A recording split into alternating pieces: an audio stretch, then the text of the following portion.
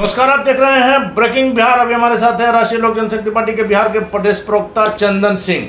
जिस प्रकार से इनकी पार्टी के राष्ट्रीय अध्यक्ष केंद्रीय मंत्री पशुपति कुमार पारस कर्नाटक के चुनाव में गए थे, चिराग पासवान को बीजेपी ने पूछा भी नहीं। हालांकि जब भी बीजेपी संकट में रहती है, बिहार के तीनों उपचुनाव इसके गवाह हैं कि चिराग पासवान ने बीजेपी को संकट से उबारने में मदद की। लेकिन इस बार कर्नाटक के चुनाव में बीजेपी ने न सिर्फ चिराग पासवान को पूछा नहीं, बल्कि पशुपति कुमार पारस को पूरे सम्मान के साथ 2 दिनों तक रखा। कहा जा रहा है कि पशुपति कुमार पारस के जाने का कोई असर नहीं हुआ। यदि चिराग पासवान गए रहते तो निश्चित तौर पर भारतीय जनता पार्टी को 10 सीटें और बढ़ सकती थी। इसी विषय में बात करेंगे। चंदन जी, कहा जा रहा है कि चिराग पासवान को नहीं ले जाने का खामियाजा बीजेपी भुगत रही है। कौन चिराग पासवान? अरे बिहार में जिसका कोई अस्तित्व नहीं है, जो एनडीए का गठबंधन का सहयोगी नहीं है, जिसके अनुज तेजस्वी प्रसाद यादव हों और जिसके राजनीतिक अभिभावक आदरणीय लालू प्रसाद यादव हैं, तो जो बोचहा के उपचुनाव में भारतीय जनता पार्टी के पीठ में खंजर मारा हो और जो लगातार भारतीय जनता पार्टी के हारने का प्रार्थना करता हो, वो चिराग पासवान का बात कर रहे हैं आप। नीतीश कुमार कहते हैं कि खंजर मारे हैं, आप कह रहे हैं कि बीजेपी को मारे हैं खंजर। नीतीश कुमार किसको खंजर मार दिए? नीतीश कुमार कहते हैं ना कि चिराग पासवान ने हमारे साथ धोखाधड़ी किया, बीजेपी के साथ मिलकर तीसरे दर्जे की पार्टी बना दिया। जदयू लगातार कहता है इस पर। देखिए, चिराग पासवान किसी को हराने के लिए चुनाव लड़े, ना कि अपने जीतने के लिए चुनाव लड़े। अगर चिराग पासवान जीतने के लिए चुनाव लड़ते तब मैं मान सकता था कि ये नेता हैं। तो मैं बार बार आप लोगों के माध्यम से यही कहना चाहता हूं कि इनका विचार शून्य है राजनीति में। जब आप ईर्ष्यावश और घमंड के कारण, जब आपको एक अभिमान, वो शब्द नहीं है, वो घमंड है, अहंकार है, अहंकार की वजह से हाँ, वो आप श्रेष्ठ समझ के अगर मुख्यमंत्री की इच्छा आप में थी और मुख्यमंत्री आप ब्लैकमेल करके बनना चाहते थे कि 20-22 अगर विधायक हमारे आ जाएं तो हम मधु कोड़ा हो जाएंगे झारखंड। आप भी उस समय उनकी पार्टी में थे जब हम तो कहे कि हमसे लगता था। हम तो कहे कि धुंध का समय था, दिखा नहीं। राजनीतिक जो गन्ना थी उसमें कहीं ना कहीं हम लोग से भूल चूक हमारे कई नंबर बदल दिया कि चश्मे से धुंध। नहीं, धुंध हट गया जब सामने से जब बात विचार जब समझ जाता है कोई, तो वो अपना रास्ता चुन लेता है। तो हम लोग तो रास्ता अपना घर वापसी कर लिए। देखिए, लोकसभा में आपको पता है कि नेता बदला गया था और ये एक भ्रम हो गया कि नहीं इनके साथ अन्याय हुआ है, जबकि अन्याय नहीं, अब तो मालूम चल रहा है। आप अनिल जी लगातार देख रहे होंगे कि जनता दल यूनाइटेड में, भारतीय जनता पार्टी में, कई पार्टियों में बिहार के बहुत बड़े बड़े दिग्गज जुड़ रहे हैं। अभी बीजेपी में आरसीपी सिंह की ज्वाइनिंग हुई। अरे लोजपा रामविलास में कोई नेता काहे नहीं जुड़ता है? आप 150 की भीड़ लगा लीजिए, कह लीजिए, लेकिन कोई पॉलिटिकल थॉट का लोजपा रामविलास में लगातार, लेकिन आप देख सकते हैं कि कार्य बढ़ रहा है। कोई ऐसा कोई व्यक्ति बताइए अनिल जी जो आपको लगता हो कि नहीं वो भी पॉलिटिकल आदमी है, जो जिसके पास हो जनाधार। इसे तो आप भीड़ तो चिराग पासवान की पार्टी में चिराग पासवान तो भाड़े की भीड़ का ज्वाइनिंग कराते हैं।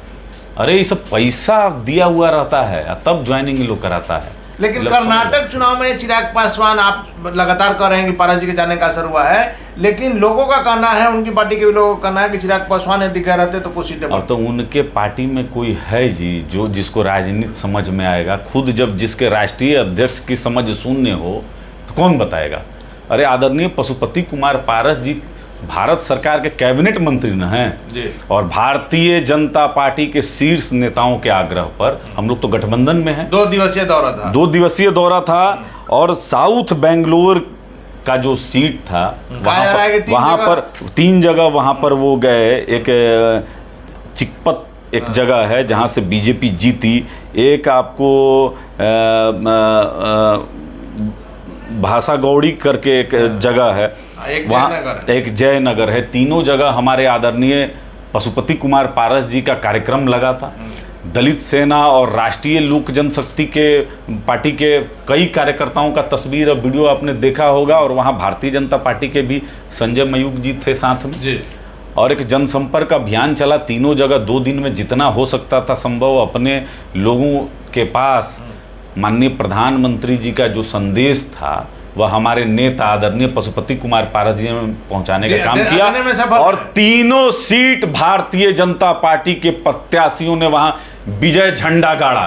तो इन लोगों को कुछ मालूम है। तो माना जाए कि अगर पारस जी 2-4 दिन और रहते तो बीजेपी की कुछ और संख्या बढ़। बिल्कुल, आदरणीय पशुपति कुमार पारस जी का अगर 1 हफ्ता 10 दिन का अगर वहां पर शेड्यूल रहता तो भारतीय जनता पार्टी के खाते में और विधानसभा की सीटें बढ़ जाती। तो क्या बीजेपी ने पारस जी की पूरी जो है क्षमता का उपयोग नहीं किया?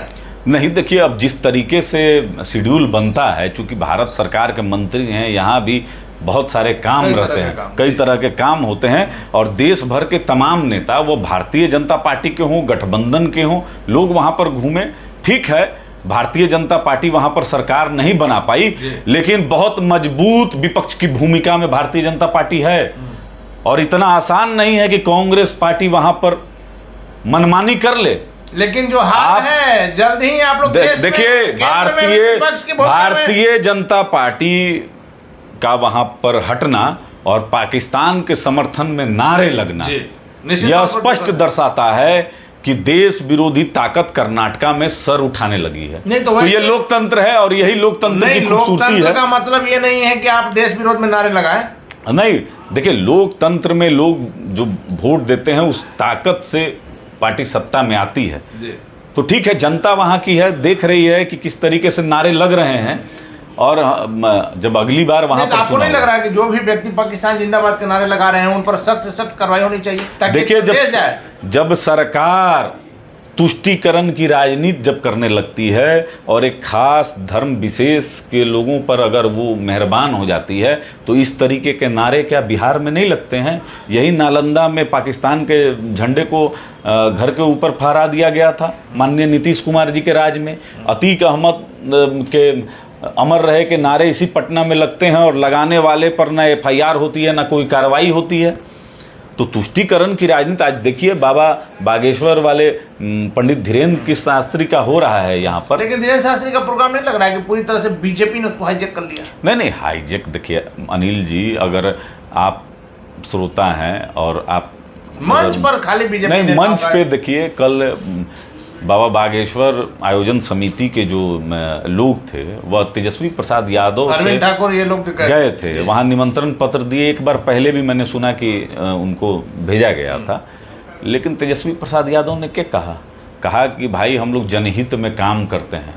आज अगर आपको अगर मजार पे चादर चढ़ाना हो, आपके पूज्य पिताजी तो गए हाईकोर्ट के मजार पे जाके चादर चढ़ाया उन्होंने।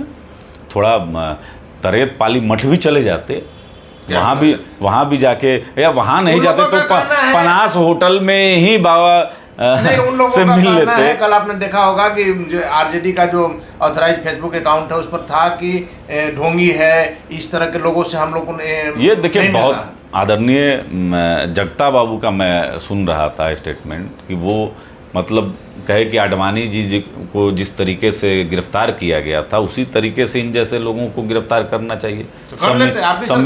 संविधान का हवाला और क्या का हवाला क्यों नहीं किया? आप ही की सरकार थी। देखिए वही हम कह रहे हैं कि एक तरफ तेजस्वी प्रसाद यादव के बड़े भाई बड़े जो हैं वह सेना बनाते हैं, इनके शिक्षा मंत्री सेना तो धरी की धरी रह गई। शिक्षा मंत्री जो है वह जेल भेजने की बात करते हैं। इनके कई मंत्री अनर्गल आरोप, वो तो साफ पता चल गया ये चर्चा में रहने के लिए इस तरह का बयान दिया गया। ये स्पष्ट है कि सरकार की मंशा जो है वह धीरेन्द्र कृष्ण शास्त्री जी के कार्यक्रम की सफलता देखकर बहुत दुखी है।